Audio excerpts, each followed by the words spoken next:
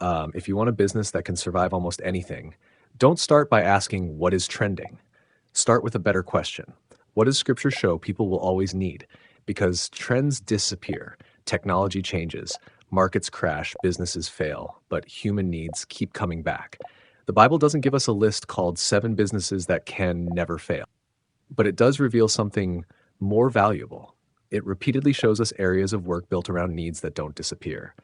And number 7, maybe the one you can start with almost nothing. The first is food. People have to eat. It sounds obvious, but that's exactly why it's powerful. From Genesis to the new tiers everywhere: farmers, fishermen, merchants, bakers, cooks. Joseph's entire economic strategy in Egypt revolved around food. During 7 years of abundance, Egypt stored grain, and then when famine came, people still needed to eat. The crisis didn't eliminate the market, it made the need greater. That's the principle. You don't necessarily need to invent something people have never seen before. You can build around something people will always need: food production, food distribution, food processing, food delivery, catering, agriculture. The opportunity isn't simply sell food. The deeper principle is serve a permanent human need. But here's where it gets interesting, because food isn't the only permanent need. The second is clothing. Before there were shopping malls, before fashion brands, before online stores, people needed something to wear. Jesus himself used clothing as an illustration. Matthew chapter 6, verse 28 says, "And why take ye thought for raiment? Consider the lilies of the field, how they grow, they toil not, neither do they spin." Clothing has existed across every civilization. Styles change, materials change, brands change, but the underlying need doesn't. That means there are countless ways to build businesses around clothing: manufacturing, tailoring, laundry, repairs, uniforms, wholesale, retail, and specialized clothing. The lesson isn't start a clothing brand tomorrow. It's this: look for needs that survive changing trends, because businesses built entirely on trends have to keep chasing the next trend. Businesses built around permanent needs have something much stronger underneath them. And the third one is something every human being eventually needs, whether they want it or not: shelter. Think about scripture. People built houses, they bought land, they planted vineyards, they constructed cities. From ancient Israel to the early church, people needed places to live, work, gather, and protect themselves. Housing is not a luxury invented by modern capitalism. It's a basic human need. That creates opportunities in construction, building materials, property maintenance, repairs, plumbing, electrical work, cleaning, real estate, architecture, landscaping, and property management. You don't have to own an apartment complex to participate in the housing economy. You can solve one problem inside it: a leaking roof, a broken pipe, a dirty property, an unfinished building, a vacant room, a maintenance problem. The opportunity often isn't in owning the entire system, it's in becoming useful inside the system. And that leads to the fourth business, one that scripture talks about constantly: trade, buying and selling. Proverbs chapter 31 describes a woman who considers a field, purchases it, and plants a vineyard. She evaluates, she invests, she produces, she sells, she manages. This isn't passive wealth, it's productive work. And Jesus repeatedly used commercial activity in his parables: talents, stewards, workers, landowners, merchants. The Bible doesn't present legitimate commerce as inherently evil. It warns about dishonest commerce, greed, exploitation, false balances. But honest trade? It's everywhere. That's important because business itself isn't the problem. What matters is how you conduct it. Proverbs chapter 11, verse 1 says, "A false balance is abomination to the Lord, but a just weight is his delight." So if you build a business, don't build it around deception. Don't manipulate customers. Don't sell something worthless while pretending it's valuable. Don't become rich by making other people poorer through dishonesty. Build something people can trust, because trust is itself a business advantage. And now, the fifth business may surprise you: education. People will always need to learn.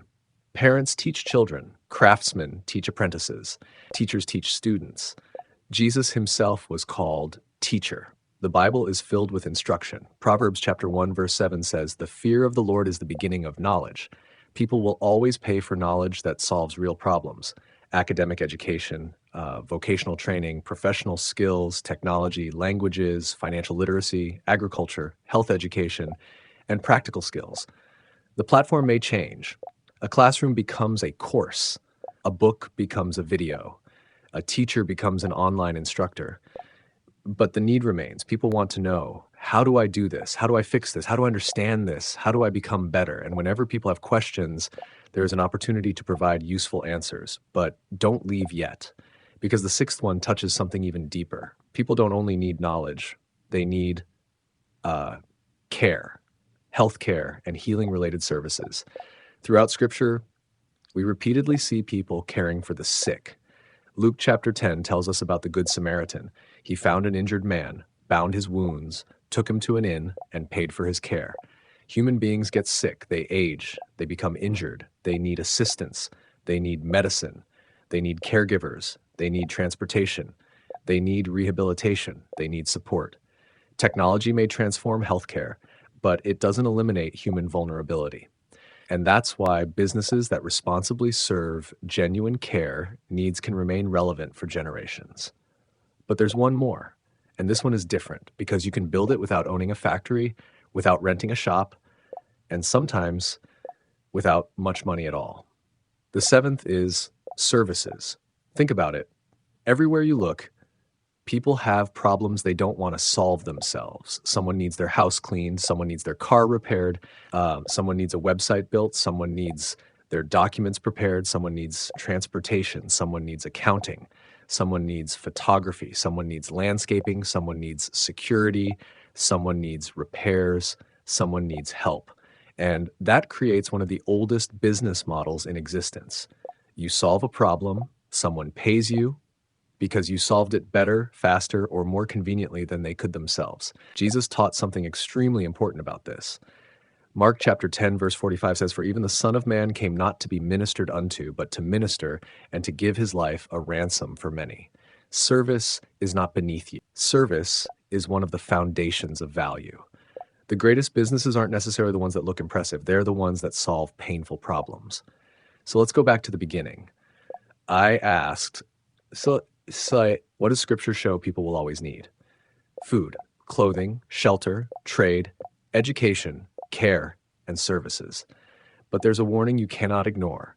None of these businesses are literally guaranteed never to fail. A biblical business can still fail.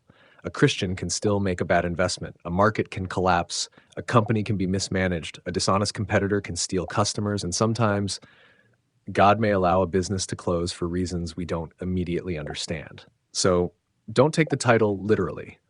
The real biblical principle is much more powerful. Don't chase businesses because they look profitable. Build around value. Proverbs chapter 22, verse 29 says, "Seest thou a man diligent in his business, he shall stand before kings." Diligence matters, integrity matters, wisdom matters, and service matters. You don't need to discover a magical business that can never fail. You need to become the kind of person who can recognize needs, create value, serve people, and adapt when circumstances change. Because the strongest business isn't necessarily the one with the biggest profit margin. It's the one people still need when everything else changes. So here's the question. If you had to start with one of these seven today, which one would you choose? Food, clothing, shelter, trade, education, care, or services? Put your answer in the comments. And remember, the Bible doesn't promise you a business that can never fail. It teaches you something better, how to build with wisdom, diligence, honesty, and service. Because markets change, trends disappear, companies come and go, but the person who learns how to create genuine value will always have something valuable to offer.